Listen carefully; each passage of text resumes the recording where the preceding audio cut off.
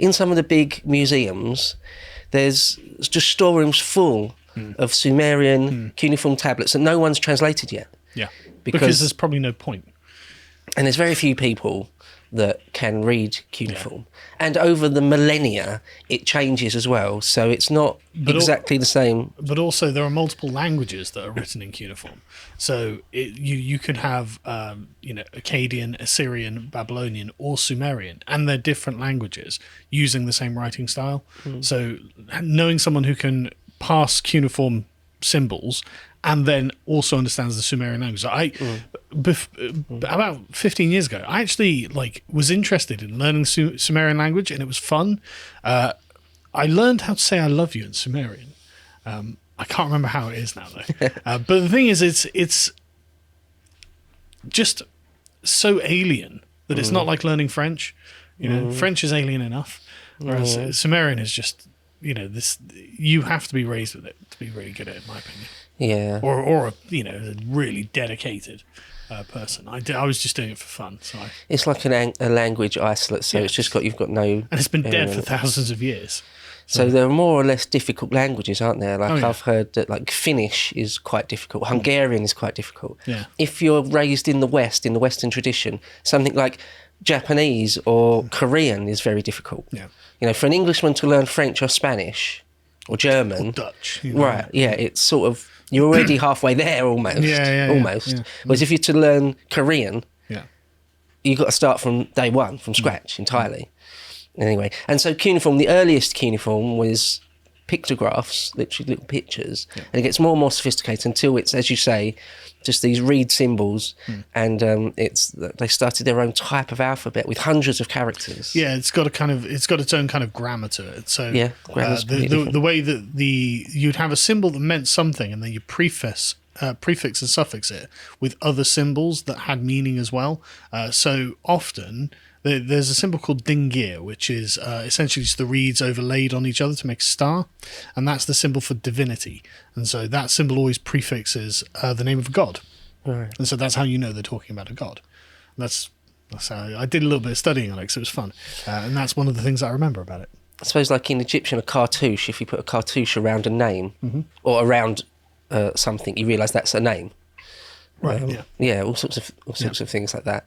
And to be a scholar in cuneiform, there's not that many of them in the whole world. Yeah, it must be only a handful. Yeah, you need to be among the very best linguists in the whole world to sort of start on it almost. Yeah. Nonetheless, the more famous things like the Epic of Gilgamesh and some of the more famous pieces of cuneiform that have survived to us are amazing. They tell us all sorts of insights into daily life, all sorts of things we've got, like their board games, and their music. They wrote down their music, so we know how we've found archaeological evidence of like a lyre, a Sumerian lyre, and writing about what the songs were and how they're to be played and all that sort of thing. Incredible, really. There's a video on YouTube of a guy who constructed one and learned how to play it. And I should have dug it up for this, actually. I haven't seen that. It sounds brilliant. I will send it across to you. We'll see if we can cut it in or something. Right. It's really good. Yeah. It's how did I feel about it? It was kind of... There was something remote about it, right? It was something it felt like it was something out of deep time, and there was something being, because and a quick side note on music itself, just the music, I always wondered what the purpose of music was, and it's surely got to be about the expression of emotions, and I do feel that this music is trying to speak to something that is just long lost and I don't understand. Like maybe it's just the poor modern interpretation or something, but to me it came across as very soulful, some a weird, wistful. Yeah, and there was something about it that made you feel like you were a small thing in a much bigger universe, right? Because one of the things I think about in the modern day is how big we feel ourselves to be, whereas this feels like the opposite, and like these people are in a very complex, changing universe of things that happen that are very serious every day, and they don't have a full understanding of them. So it becomes humbling, I found. Yeah. I mean, if Gilgamesh is anything to go by, they seem to have had quite a deep sense of like sorrow and wistfulness. And there's writings that survive from the end of the Sumerian culture and civilization, where their cities are being sacked and burnt to the ground by sort of Elamites and things. Yeah. Where laments, whole poems that are just laments about the loss of everything. The one that springs to mind is the Lament of Right, that's the which is famous one of the oldest cities on Earth, possibly the oldest city on Earth. And you can tell by the sort of phonetic sound of it. What's the word? It's you know, that yeah, exactly. It's the most guttural, basic sound, and that's the name of the very first city, basically. And that's how primitive this civilization, the origin point of like human civilization is in these really basic sounds.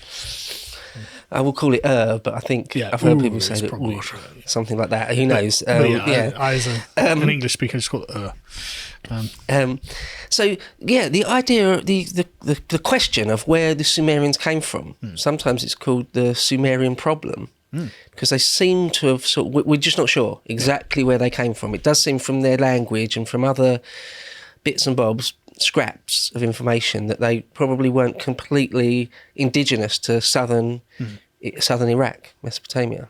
So some say maybe they came from the sort of the Indus Valley and came along in boats along like the southern coast of Iran, along there, and came up sort of the Persian Gulf.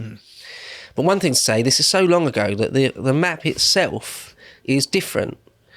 So nowadays, where is you've got the Tigris and Euphrates. I'll put up maps so everyone can see what we're talking about. It's not really anywhere near the coast. Yeah. But back then it was on the coast. Was a coastal trading port.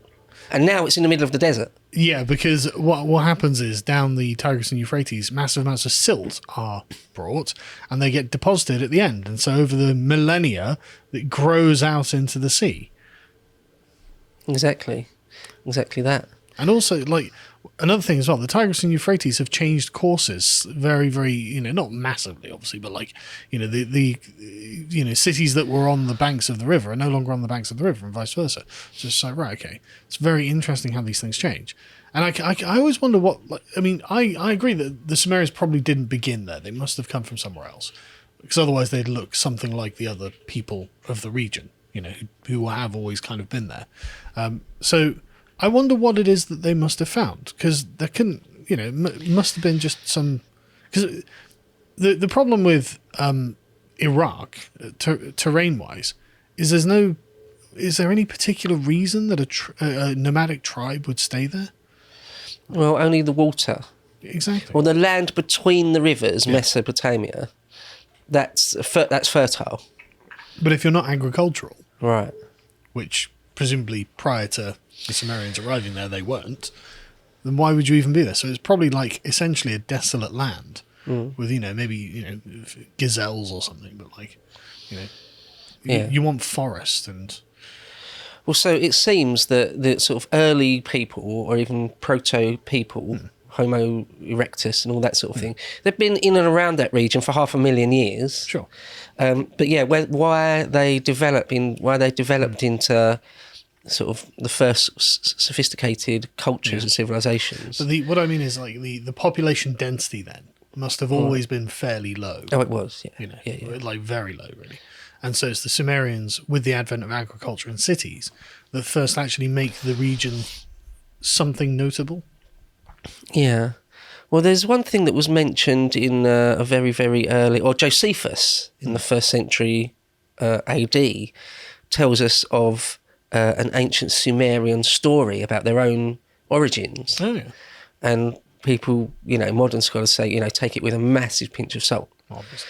But they themselves talked about a type of god or a half-fish man called Owanis, who was sort of the founder of the Sumerians and the Sumerian culture and civilization. And a cuneiform tablet says that this Owanis, this sort of mythical half-fish man, semi-deity creature, sort of came out of the sea and gave the Sumerians all the secrets of culture and civilization.